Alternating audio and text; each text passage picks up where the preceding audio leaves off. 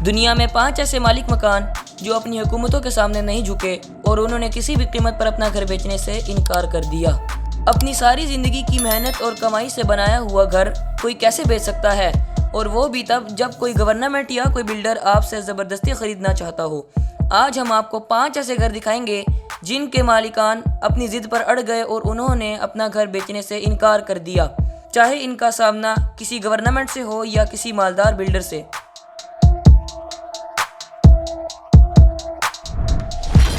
Number 5، Austin Springs. Washington D C کی بلند و بالا عمارتوں کے درمیان ایک چھوٹا سا گھر آسٹن اسپرنگز نامی ایک شخص کا ہے۔ 1980s کی دہائی میں جب بلند عمارتیں بننا شروع ہوئیں تو کئی لوگوں نے اپنی زمینیں اور گھر بلڈرز کو بیچ دیے، لیکن آسٹن اسپرنگز نے بیچنے سے صاف انکار کر دیا۔ آسٹن کا ماننا تھا کہ بلڈر اس کی گھر کی صحیح قیمت نہیں لگا رہے، اور جب اسے منہ مانگی قیمت نہیں ملی تو اس نے یہاں پیزا شاپ کھولنے کا پلان بنایا۔ لیکن ہوا کچھ یوں کہ اس نے بینک سے قرضہ لیا اور وہ قرضہ واپس کرنے کے لیے اس نے اپنا گھر کسی بلڈر کو تقریباً $7 لاکھ میں بیچ دیا، جبکہ اس کی ڈیمانڈ $15 لاکھ تھی۔ Number 4، Yang.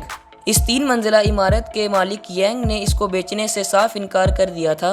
جس جگہ یہ مکان موجود ہے وہاں چائنا کی حکومت نے ایک انڈسٹریل پارک بنانا تھا۔ آس پاس کے لوگوں نے تو حکومت کے سامنے ہار مان لی، لیکن یینگ چائنیز گورنمنٹ کو کورٹ لے گیا۔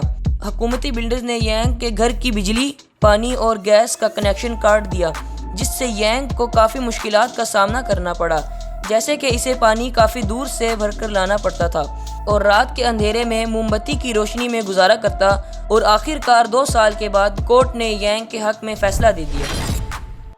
Number 3، Edith mass field house.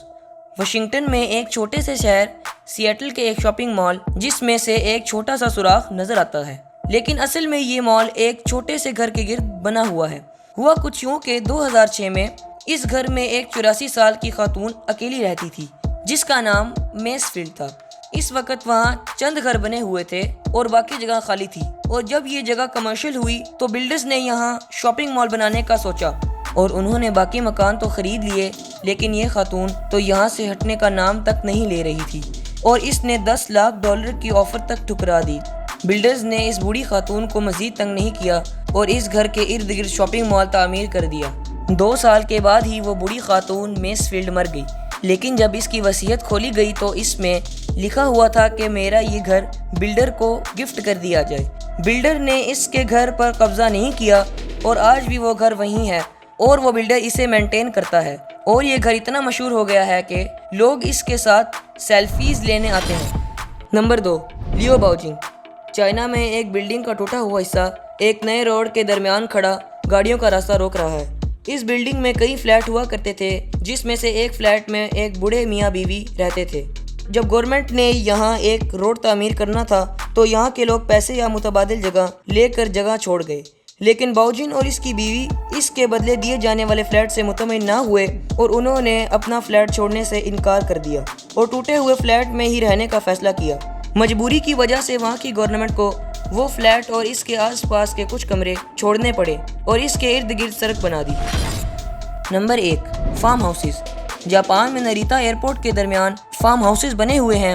جب جاپانی گورنمنٹ کو یہاں ایئرپورٹ تعمیر کرنا تھا تو وہاں موجود فارمرز نے اپنی زمینیں بیچنے سے صاف انکار کر دیا، اور فارمرز نے احتجاج بھی کیا اور کورٹ میں لمبے کیس بھی چلے، اور آخر کار فارمرز کے حق میں فیصلہ آ گیا اور وہاں صرف ایک ہی رن وے بنانے کی اجازت ملی، اور فارمرز آج بھی ایئرپورٹ کے درمیان اپنے گھروں میں رہتے ہیں۔ ہمیں امید ہے کہ آپ کو آج کی ویڈیو ضرور پسند آئی ہوگی۔ ویڈیو کو ضرور لائک کریں اور ہمارے چینل کو ضرور سبسکرائب کریں۔